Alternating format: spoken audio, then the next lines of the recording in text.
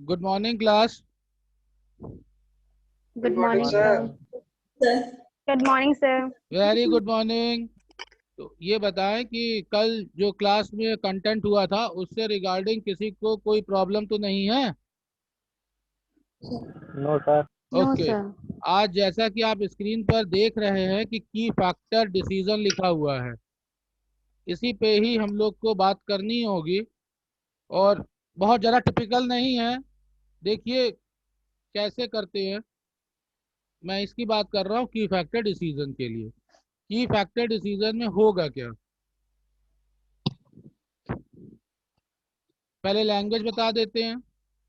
In marginal costing profitability of each product और process is measured.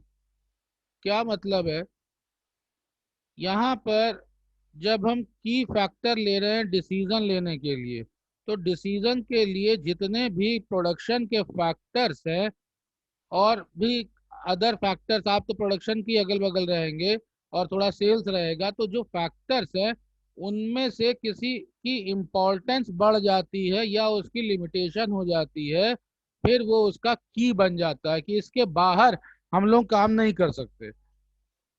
Sir बाहर नहीं काम कर सकते मतलब क्या? मतलब ये है कि आपके पास रॉ मटेरियल है बहुत सस्ता। रॉ मटेरियल जो है वो आपके पास बहुत सस्ता है लोगों के कंपैरिजन में। लेबर भी आपके पास प्रोवाइड हो गई, वो भी बहुत अच्छे रेट पे प्रोवाइड हो गई। तो अब फैक्ट्री में आप अच्छा खासा प्रोडक्शन कर सकते हैं। तो आप क्या बताइए, प्रोडक्शन अनलिमिटेड कर लेंगे या फिर प्रोडक्शन पे कोई लिमिट होगी?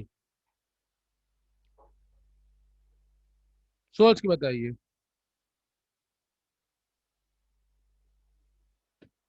सर हम लोग के लेबर और प्रोडक्शन सस्ते हैं। सस्ते हैं तुम्हारे पास? हाँ तो सर अनलिमिटेड नहीं, लेकिन जरूरत से ज्यादा कर लेंगे। तो एक पॉइंट तो ये आप यस सर, लिमिट। क्लियर बताया कि हम अनलिमिटेड तो जो है नहीं करेंगे। अच्छा, यस सर। तो अगर हम लोग अनलिमिटेड नहीं करेंगे, तो अगर लिमिट, इसका मतलब कि हम लिमिट में आ जाएंगे अगर अनलिमिटेड नहीं करेंगे। हम्म। अच्छा, ये लिमिट में क्यों आ यस सर। जाएंगे ये बताइए जरा। लिमिट में नहीं है। अगर अनलिमिटेड नहीं करेंगे तो इसका मतलब लिमिट में करेंगे, लिमिट में करेंगे तो क्यों लिमिट में करेंगे और कैसे आप लिमिट में आ जाएंगे? सर हो सकता है कि डिमांड कम हो जाए आगे जाके। यस। जब पहुंचे हो अगल बगल, डिमांड के सप्लाई सर। ऊपर हमारे पास डिपेंड करता है। ठीक। और यस सर। डिमांड को सेटिस्फाई करता है जो हमारा सेल्स ऑफिसर होता है। अब अगर सेल्स ऑफिसर ने हमको ये बता दिया कि हम पर मंथ 1 लाख यूनिट से ज्यादा सेल ही नहीं कर सकते, यस। क्या आप 10 लाख यूनिट्स प्रोड्यूस करेंगे? तब नहीं करेंगे सर, वही तो नहीं तभी तो। करेंगे, क्योंकि यहाँ पर उसने बता दिया कि हम 1 लाख से ज्यादा सेल ही नहीं कर सकते। तो जब एक देखो लिमिट लग गई कि नहीं लग गई? Yes sir. तो जब बेटा लिमिट लग यस। गई, तो आप क्या करोगे, इसी लिमिट के ऊपर बेस होकर के ही अपने डिसीजन लोगे यस सर। कि हाँ हमें उतना ही टारगेट रखना है जितना कि हम लोग सेल कर सकें। सेल्स ऑफिसर ने कह दिया कि हम 1 लाख तक ही सेल कर सकते हैं, तो हम अपना प्रोडक्शन क्राइटेरिया, वर्किंग आवर्स, उन सबको ऐसे रखेंगे कि हम 1 लाख से थोड़ा सा ज्यादा एज ए स्टॉक करके बस प्रोड्यूस करें, मगर हम 10 लाख से ज्यादा प्रोड्यूस नहीं करेंगे। इतना क्लियर हो गया? Yes sir. अच्छा, अब दूसरी, तो अब यहाँ पर की फैक्टर क्या हो गया, जो सेल्स की फिगर थी वो हम लोगों के लिए की फैक्टर हो गई, क्योंकि उसकी लिमिट को ध्यान रख के ही हम लोग प्रोडक्शन करेंगे, अनलिमिटेड में नहीं जाएंगे। ठीक। तो आपको बार बार प्रॉब्लम हो रही थी, बहुत प्रॉब्लम हो रही थी, तो आपने क्या किया, इस की फैक्टर को, ये परेशानी जो थी इसको हटाने के लिए आप ले आए न्यू सेल्स मैनेजर को कि उसकी मार्केट में बहुत अच्छा हिसाब किताब है, तो हम इस न्यू सेल्स मैनेजर को ले आते हैं। और न्यू सेल्स मैनेजर से कहा उसने, अरे कोई दिक्कत नहीं, मैं तो अनलिमिटेड सेल कर दूंगा। करेक्ट। यस अब कोई दिक्कत नहीं, मैं अनलिमिटेड सेल कर दूंगा। तो अब ये वाली प्रॉब्लम दूर हो गई। Yes sir. मगर जैसे यस ही सर। आप सेल करने के लिए पहुंचेंगे, तो सेल तभी होगा ना कि जब गुड्स प्रोड्यूस होंगे। Yes sir. प्रोड्यूस होने के लिए आपके पास दो चीजें होनी चाहिए। एक, आपके पास मटेरियल होना चाहिए। आप कह रहे हैं कि मटेरियल, सर मटेरियल सस्ता है हमारे पास, बिल्कुल ठीक। इसके लेबर। बाद लेबर भी होनी चाहिए, लेबर भी हमारे पास सस्ती है, ठीक। मगर आ गया कोविड-19, हम्म। तो लेबर क्या सस्ती तो थी, मगर जिस हिसाब से लेबर आपको चाहिए है उतनी नहीं। लेबर आपको मिलेगी, उतनी क्वांटिटी में मिलेगी। No sir. तो अब नो यहाँ सर। पर लेबर आपके लिए की फैक्टर हो गया। इसका मतलब जितनी लेबर है, आपकी मजबूरी है कि उसी से ही मैक्सिमम प्रोडक्शन आप करा पाए। हम्म। तो ये वाली समस्या तो सेल्स वाली आपकी खत्म हो गई। यस आप सर। 10 लाख प्रोड्यूस कर सकते थे, कोई दिक्कत नहीं, तो समस्या हल हो गई। अब तेजी से आए, जल्दी जल्दी लाओ, हम गुड्स को प्रोड्यूस करना शुरू करें। मगर फिर एक लिमिट लग गई कि नहीं लग गई लिमिट। यस तो सर। इसी तरीके से जो ये फैक्टर्स हैं, जो जो प्रोडक्शन के लिए इम्पोर्टेंट होते हैं, कभी ये मटेरियल है, कभी बेटा ये लेबर है, तो कभी कभी इसके साथ में हम मशीन को भी यूज करते हैं। अब मशीन क्या सर, वो कैसे प्रॉब्लम क्रिएट कर सकती है? मशीन एक पर्टिकुलर आर चलने के बाद इंजन गर्म हो जाता है, सुनते नहीं, गाड़ी का इंजन गर्म हो गया। Yes sir. यस तो सर। अब उतने आवर्स चलने के बाद मशीन तो खड़ी हो जाएगी। अब आप यहाँ से मान लीजिए केरल जा रहे हैं, केरल जाने के लिए अपनी गाड़ी स्टार्ट करी और चलते चले जा रहे हैं। आपको लगेगा पर्टिकुलर, मान लीजिए कि आप 4 दिन में पहुंच जाते हैं। मगर बीच बीच में आपकी गाड़ी का इंजन ही गर्म हो जाए, तो क्या आप गाड़ी में पैडल मार करके, दौड़ दौड़ करके, धक्का देकर चल पाएंगे? मुमकिन ही नहीं है। तो स्पीड में नो। ब्रेक आएगा कि नहीं आएगा? Yes sir. ठीक उसी तरीके से फैक्ट्री में जो मशीन्स हैं, हम उनकी बात करते हैं। हर मशीन की अपनी वर्किंग आवर कैपेसिटी होती है। वो कैपेसिटी किसी तरीके से हो सकती है, लाइट की प्रॉब्लम भी हो सकती है, मशीन खुद नहीं वर्क कर पा रही है, तो आप उसी पीरियड के अंदर ही काम कर सकते हैं। कहने का मतलब ये है कि जो डिसीजन देखने में इतना आसान लगता है, वो डिसीजन इतना आसान है नहीं। वो कई फैक्टर्स के ऊपर डिसीजन बेस्ड होता है, और उनमें से अलग अलग कंडीशंस के अकॉर्डिंग, अलग अलग बिजनेस के अकॉर्डिंग कोई भी एक की फैक्टर हो जाता है। तो फिर हमारा सारा का सारा डिसीजन उस की फैक्टर के ऊपर ही डिपेंडेंट हो जाता है, हम वैसे ही डिसीजन लेते हैं। Now this point is clear. Yes sir. Yes sir. Okay. अब इन सबसे पहले मैंने आपको पढ़ा दिया था एक टर्म, जिसको हमने बोला था कंट्रीब्यूशन। शायद आपको याद हो, sales minus variable cost is equal to contribution. Yes sir याद। ठीक है, जैसे ही स्टार्ट किया था, तो S minus V is equal to contribution. तो इन सब की फैक्टर का जो रिलेशन डेवलप किया जाता है, वो सारा कंट्रीब्यूशन से डेवलप किया जाता है। एक दूसरा भी तरीका कंट्रीब्यूशन निकालने को बताया था मैंने, C is Yes, equal sir. Fixed product F plus cost profit. Plus profit. ये दोनों तरीके बताए थे। मगर यहाँ पर अभी शुरुआत में हमारा काम इसी से चल जाएगा, S minus V is equal to C. Okay. Yes sir. तो जो भी की फैक्टर होंगे, उनका रिलेशन हम कंट्रीब्यूशन के साथ देखेंगे, और कंट्रीब्यूशन जो है वो हमें एक लिमिट में रख देगा। अब आते हैं बुकिश लैंग्वेज में कि बुक आपसे क्या कहती है। अच्छा हाँ, एक बात और, जो स्टूडेंट्स वीडियोस देख रहे हैं, उनको अगर सही लगता है कि इन्होंने मेहनत ठीक करी है और हमारा काम चल रहा है, तो बेटा एक आध कमेंट डाल दिया करिए, भले शेयर और लाइक आप नहीं कर रहे हैं, करें। कर दिए थे सर, सब सर तो सब। नहीं, तुम्हारा आयुष का कमेंट आ गया था। तीन चीजें मैं यहाँ बात कर रहा था। एक, भाई नहीं है तो कमेंट कर लीजिए। नहीं तो शेयर कर लीजिए, नहीं तो लाइक कर लीजिए। अब इन सब में से कमेंट जो है वो ज़्यादा मेरे लिए इम्पोर्टेंट हो जाता है। इससे मुझे मोटिवेशन बना रहता है कि हाँ भाई काम आप सही कर रहे हैं। तो देखिएगा तो भाई कमेंट में थोड़ा डाल दीजिएगा, चाहे हिंदी में चाहे इंग्लिश में। अच्छा, इन मार्जिनल कॉस्टिंग, ये कॉन्सेप्ट हमारा चल रहा है मार्जिनल कॉस्टिंग का, ठीक है। इन marginal costing profitability of each product, तो चाहे वो हमारा प्रोडक्ट हो और चाहे वो हमारा प्रोसेस हो। प्रोडक्ट आप सब जानते हैं, प्रोसेस को समझ लीजिए। प्रोसेस के लिए पहले एक जगह काम किया गया, फिर उसके बाद दूसरी जगह, फिर तीसरी जगह।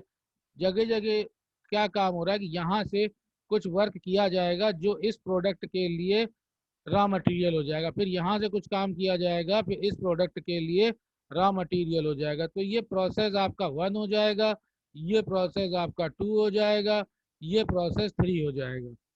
डायरेक्टली आप इस तरीके से वर्क नहीं कर सकते। सर कैसे? मानिए कि क्लोथ है, उसको लेकर के आप आए और हम इसको कई प्रोसेस में ही करना चाह रहे हैं कि स्पेशली जब एक हो जाए तो दूसरा काम शुरू हो। तो इन सब क्लोथ से कटिंग करके हमने एक जगह पर शर्ट के साइज की कटिंग कर दी। तो अब एक प्रोसेस में तो सारा का सारा काम जो है वो शर्ट से रिगार्डिंग हो ही रहा है, प्रोसेस में वर्क चल रहा है, मशीन के थ्रू भी हो रहा है, कुछ मैनुअल भी कर रहे हैं। तो अब जब इस कपड़े की सब कटिंग हो गई, तो इस कटिंग के बाद में आपने आगे जा करके इसमें क्या किया कि इसको स्टिचिंग का काम शुरू करा, फिर यहाँ पर आपने सिलने का काम किया। तो बेटा बिना कपड़े की कटिंग किए हुए क्या आप स्टिचिंग का काम कर सकते हैं? कभी नहीं कर सकते। No sir. इसी के बाद में उसी के ही ऊपर उसके पैकिंग की पार्ट आया करने के लिए। तो यहाँ के बाद वो फाइनल बनेगा जिसको कि हम जा करके मार्केट में सेल करेंगे। तो अब ये सब चीज़ें देखो, जब एक प्रोसेस से निकल के चीज़ दूसरे में जाए, दूसरे में तीसरे में जाए, उसके बाद वो फाइनल हो, तो इस तरीके से एक्टिविटीज प्रोसेस कही जाती है कि हम प्रोसेस में वर्क कर रहे हैं। प्रोसेस एक पूरा चैप्टर है, करवाएंगे उसको भी। Is measured on the basis of its contribution. तो ये सारी प्रॉफिटेबिलिटी हमें किसके बेस पे कंट्रीब्यूट करनी होती है? ये हमें कंट्रीब्यूशन के बेस पर ही, अभी मैंने कंट्रीब्यूशन आपको बता दिया कि आप कैसे कैलकुलेट करते हो।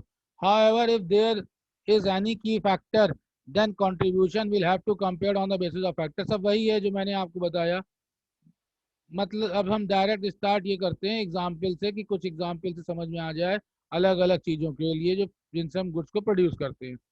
If the availability of raw material is limited, अभी अभी मैंने बोला रॉ मटेरियल लिमिटेड है, तो अगर रॉ यस। मटेरियल लिमिटेड हो जाए तो भाई हम इसको कैसे कैलकुलेट करेंगे?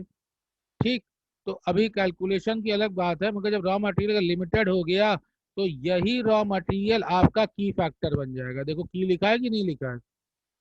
Yes sir.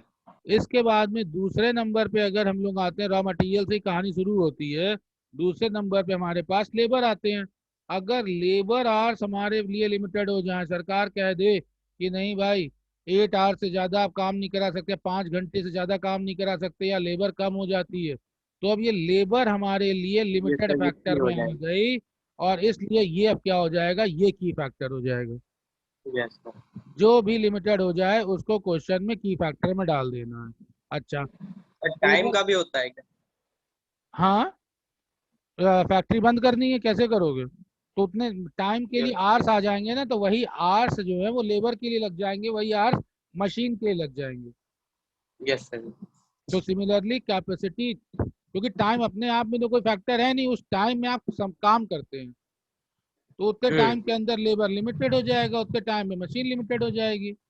इसके बाद में जो आप यस। मशीन चला रहे हैं, कैपेसिटी ऑफ मशीन, ये भी हो सकता है, मैंने बताया आपको, तो ये की फैक्टर हो जाएगा। इसी तरह से यूनिट ऑफ सेल भी हो सकता है। ऐसे मैंने एग्जांपल लिया था कि मैनेजर ने आपसे क्या कहा कि भाई हम 1 लाख से ज़्यादा यूनिट सेल नहीं कर सकते, तो लिमिट लग यस गई। सर।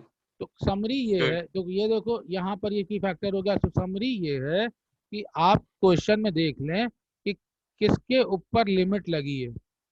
जिस चीज के ऊपर लिमिट लगेगी अब उसी को बेस वही रख की के फैक्टर होता है। वही की फैक्टर हो जाएगा, और उसी को बेस रख करके हमें अपने क्वेश्चन को सॉल्व करना होता है।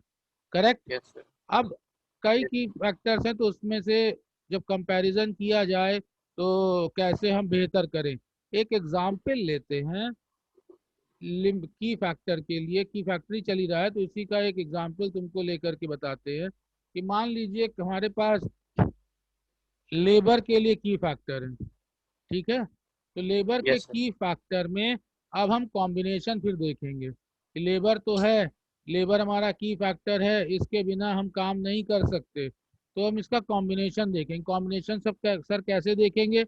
हम कुछ स्किल वर्कर लगाएंगे, कुछ हम सेमी स्किल वर्कर लगाएंगे, और कुछ हम अनस्किल्ड लेबर लगाएंगे, ठीक। मान लिए कि पहले यस कॉम्बिनेशन में हमने इनको 10 10 10 करके लगाया। मैक्सिमम हमारे पास लिमिट यही है कि 30 से ज़्यादा हम यूज़ नहीं कर सकते। तो एक कॉम्बिनेशन हमने तो ये बना लिया।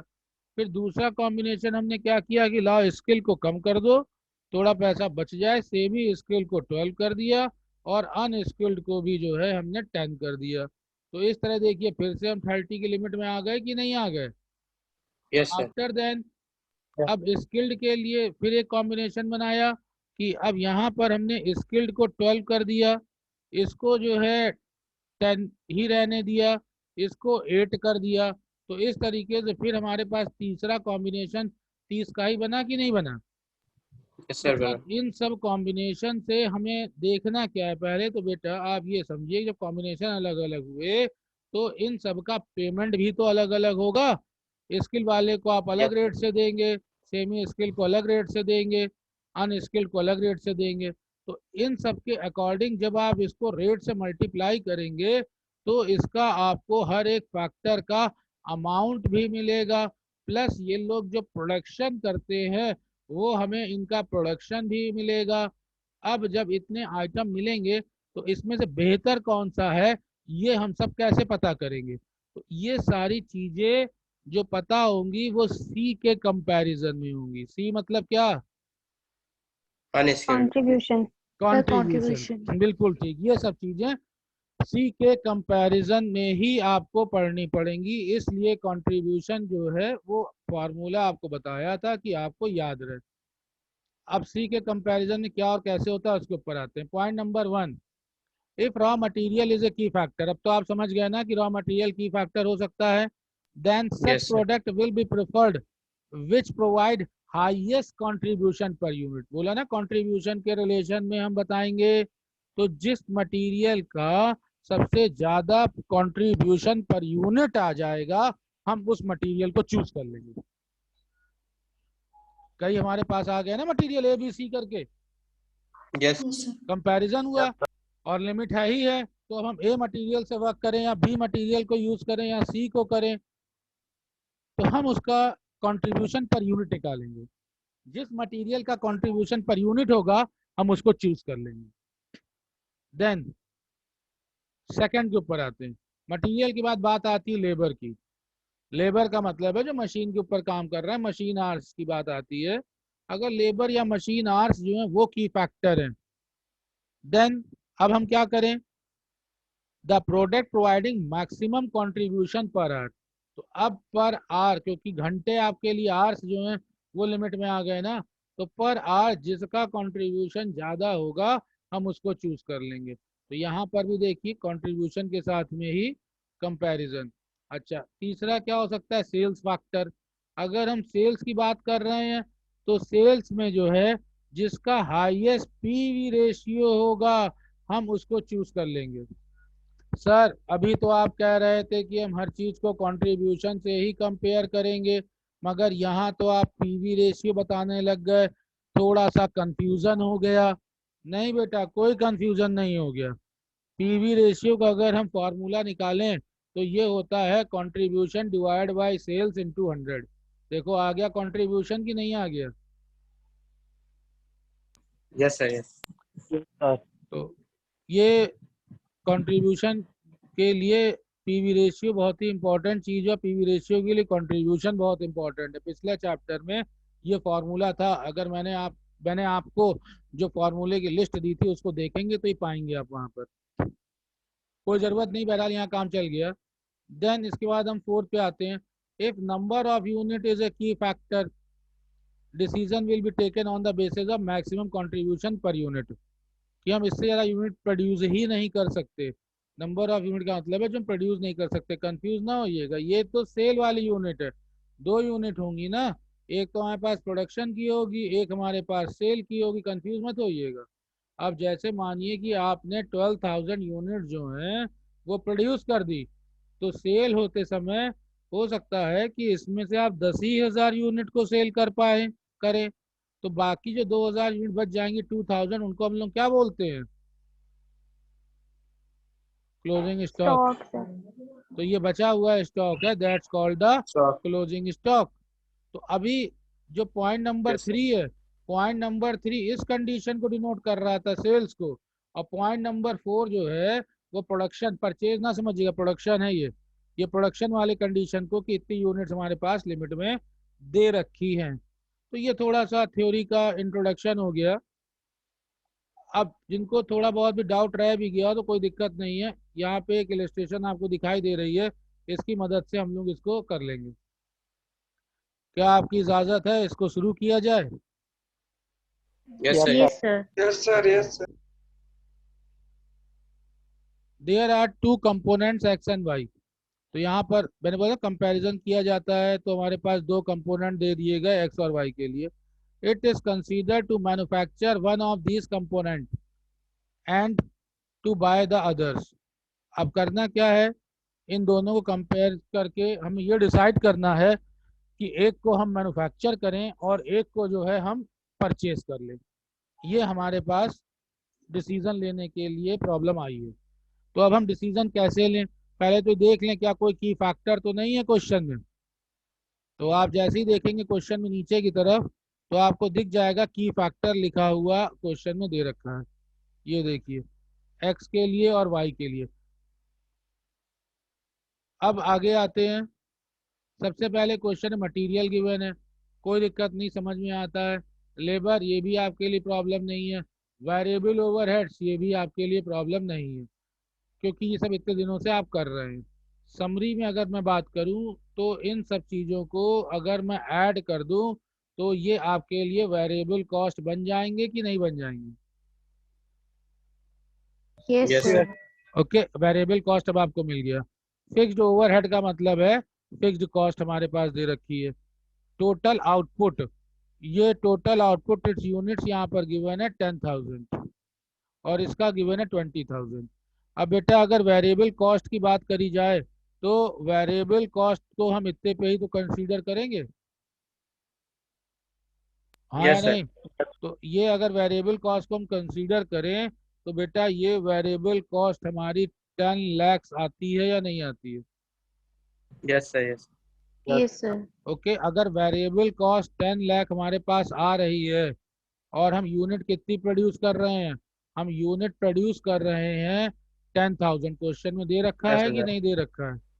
Yes, sir. There. दे रखा है 10,000। तो वेरिएबल कॉस्ट को हम अगर यूनिट से डिवाइड कर दें, वेरिएबल कॉस्ट को अगर हम यूनिट से डिवाइड कर दें तो हमें वेरिएबल कॉस्ट पर यूनिट मिल जाएगा कि नहीं मिल जाएगा?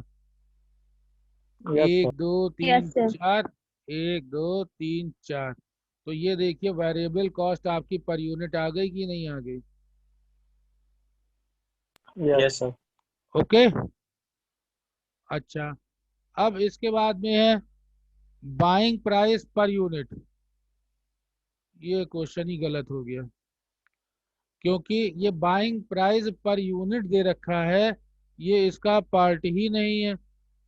क्योंकि बाइंग प्राइस मतलब रुपीज में होगा, और ये Yes, sir. 170 मिनट दे रखे हैं। ये 170 मिनट जो है वो तुम्हारे मशीन एक से यूनिट पे रिलेटेड लगता है। नहीं नहीं नहीं, ये गलत ही है। मशीन जो है, machine time per unit, material ये होगा पर यूनिट। तो मटेरियल हमारे सर, पास ऊपर नीचे हो गया। तो रुपए भी हमारे पास होने चाहिए, या तो ऊपर नीचे हो गया। चलो अभी आगे सर, ये ऊपर क्वेश्चन। होगा नीचे हो गया मटेरियल है। पर यूनिट 25 हम्म, और मटेरियल टाइम यूनिट 170 मिनट और ये क्योंकि बाइंग प्राइस होगा 10,000। वो रुपए के हिसाब से जो है कुछ डिफर कर गया। चलो बहरहाल अब इतना समय दे दिया है तो इसको कंप्लीट कर लेते हैं, है ना। आगे बताता हूँ, मैं यस संभाल लूंगा, जहाँ जहाँ होगा आपको संभाल लूंगा ताकि कॉन्सेप्ट समझ में आ जाए। अच्छा, put your recommendation as which is bought and which is to be manufactured. तो अब यहाँ पे क्वेश्चन ये कह रहा है there is no key factor. There is no key factor का मतलब हो गया कि अभी तक जो आप कभी तक पढ़ते चले आ रहे थे, बस सिंपल उसी तरीके से आपको क्वेश्चन करना है बिना किसी की फैक्टर के। ओके। Yes sir. तो अब अगर सिंपल करना है तो सिंपल करने के लिए मैंने आपको क्या बताया था।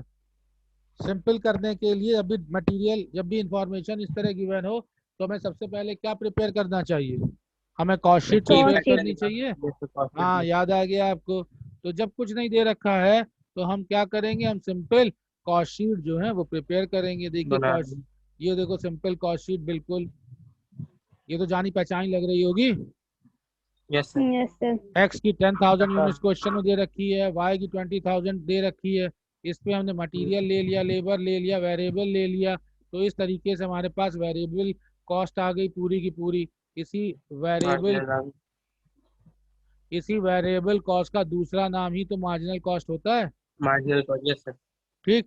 इसके बाद में बाइंग प्राइस 17 लाख। अब देखो जाके बात बनी। ये यस सर, देखिए बाइंग अब इसमें आ प्राइस गया। जो है यहाँ आ गया 17 लाख और 12 लाख। तो क्वेश्चन में थोड़ा सा यही पॉइंट यहाँ पर था कि जो हम लोगों ने अभी भी छोड़ा था, कहाँ गया, एक बार करिए ये सर। ये तो जो बाइंग प्राइस हमारे पास गिवन थी उसको हमें ध्यान से देखना होगा। तो बाइंग प्राइस हमारे पास टोटल कितनी गिवन है, 17 lakhs गिवन है। ओके। तो अगर 17 lakhs गिवन है मतलब रुपीज में गिवन है, ये देखिए। तो अगर ये 17 lakhs हमारे पास गिवन है तो इसका मतलब है कि पर यूनिट क्वेश्चन में गिवन होना चाहिए। तो अब अगर बेटा पर यूनिट गिवन है 17 लाख, तो पर यूनिट का मतलब ये दो क्वेश्चन में यहाँ मिस्टेक थी, ये मिनट नहीं होंगे, ये रुपीज होंगे। Yes sir. अब ठीक है ना। ये यस सर। ये मिस्टेक थी, ये मिनट नहीं होंगे, ये रुपीज होंगे सर। वो किस तरीके से, तो देखो बेटा एक्स के केस में जो तुम्हारे पास कुछ बचा तो था नहीं, तो तुमने 10,000 यूनिट्स प्रोड्यूस किया था कि नहीं किया था। तो अगर यस 10,000 सर। यूनिट्स प्रोड्यूस किया और इसको 170 से मल्टीप्लाई कर दोगे तो तुम्हारे पास ये 17 lakhs आ जाएगा। 17 लाख। Yes sir. तो ये देखो इस तरीके से 17 lakhs आ गया तुम्हारा। तो ये आपको प्राइस जो है वो मिल गया किसके लिए, एक्स के लिए। ऐसे ही हम वाई के ऊपर भी X निकाल के सकते लिए. हैं। तो वाई का जो है 20,000 दे रखा है, बीस वाई को हजार भी से हो देख जाएगा, लेते हैं। 60 इंटू करेंगे। हाँ, तो ये देखो अब अगर ये 20,000 है और 20,000 पे अगर इसको हम 60 से मल्टीप्लाई कर दें तो कितना हो 12 जाएगा, लाख। 12 लाख, 12 लाख। Yes sir. बना कि नहीं बना।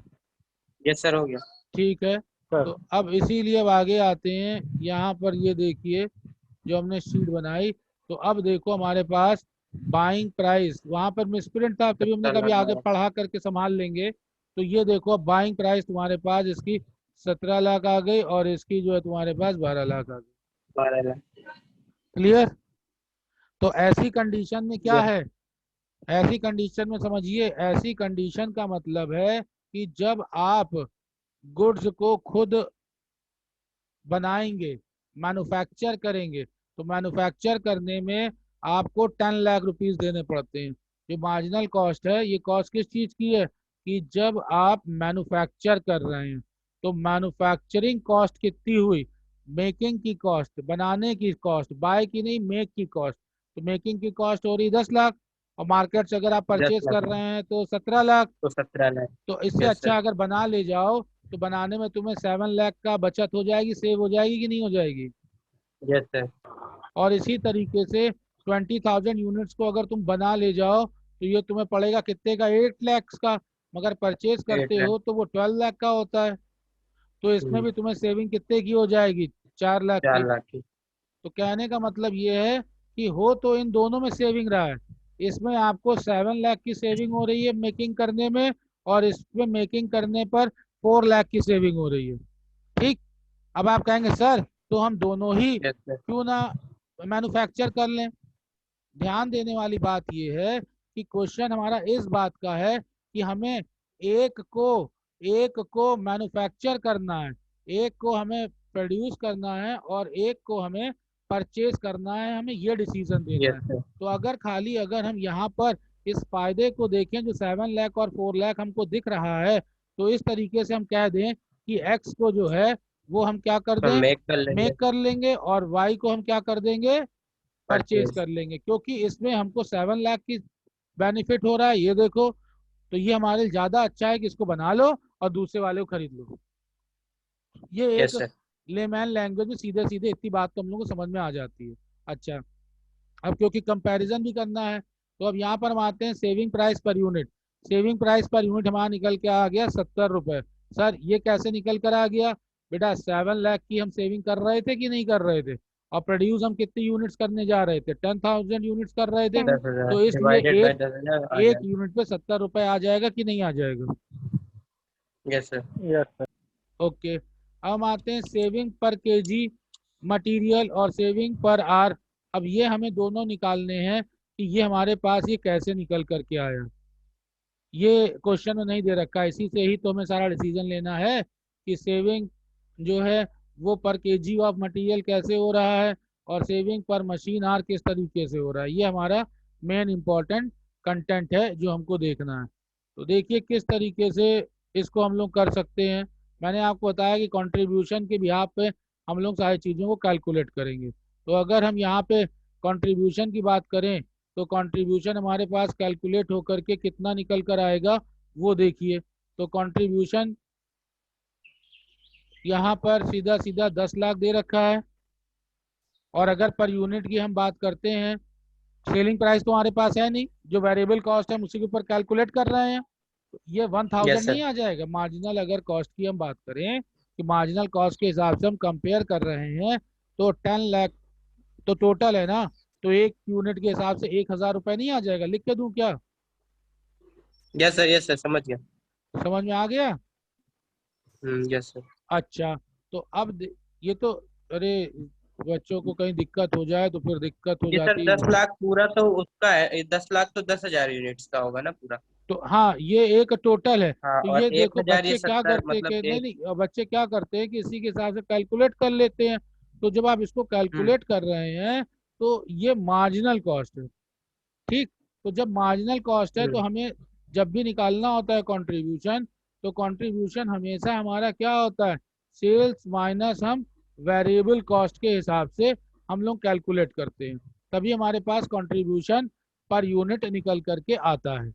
अब यहाँ पर क्वेश्चन में हमारे पास सेल्स दे नहीं रखा है कंट्रीब्यूशन निकालने के लिए, तो सिंपल वैसे इसको हम ना यूज करें, कैसे यूज करें उसको आपको समझाते हैं। तो देखिए क्या किया जाए। सबसे पहले मटेरियल की बात हो रही है और कितनी हमने सेविंग करी है, उसके प्रपोर्शन में हम बात करें तो हमें सेविंग पहले मटेरियल के अकॉर्डिंग निकालनी पड़ेगी। तो जब हम मटेरियल के अकॉर्डिंग निकालें तो ऊपर देखो भाई जा करके कि मटेरियल है कितना। ये देखो मटेरियल क्वेश्चन में कितना दे रखा है, पर यूनिट कितना लगता है, 500 500 ग्राम। ग्राम आधा किलो। 500 ग्राम, और दूसरा कितना लगता है, 100 ग्राम। 100 ग्राम। 100 ग्राम। 100 ग्राम, तो इसी पे ही ये कैलकुलेशन है। ये देखिए थोड़ा सा और नीचे कर ली ताकि सेविंग्स भी दिखाई दे। अब हमें पहले सेविंग्स पर मटेरियल निकालना है, तो हम आ गए सेविंग्स पर मटेरियल में। तो सेविंग पर मटेरियल जब हम कैलकुलेट करेंगे तो यहाँ तक तो हम पहुँच गए थे ना, पर यूनिट पे 70 तक का। तो ये 70 यस देखो सर। ये आ गया। हम्म। ओके, ये 500 यस सर। कहाँ है, ये 500 हमारा क्वेश्चन में गिवन है। यस सर, लगा है इतना ही मटेरियल। ठीक है, इसके बाद में अब हम इसके ऊपर आते हैं वाई के लिए। तो वाई में पर यूनिट देखो हम 20 निकाल चुके थे, तो यही 20 आपका आ गया, ये वैल्यू 20 डिवाइडेड बाई जितना मटेरियल क्वेश्चन में दे रखा है।